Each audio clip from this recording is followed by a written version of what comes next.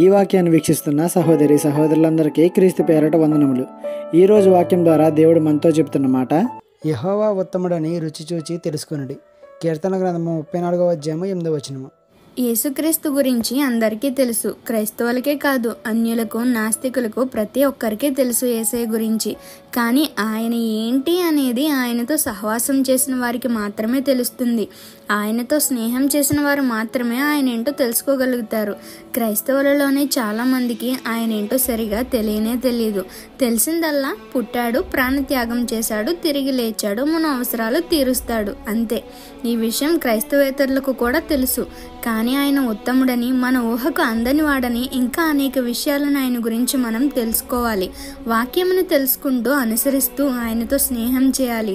ప్రార్థన ద్వారా ఆయనతో ఎక్కువగా మాట్లాడాలి. వాక్య ధ్యానం ద్వారా ఆయన నీతో చెప్పేది గ్రహించాలి. ఆ అనుభవంలోకి దేవుడు మనందరినీ నడిపించాలని మనసారా కోరుకుంటూ ఈ చిన్న సువార్త పరిచర్యలో మీ సహోదరులు. God bless you. ఆమేన్.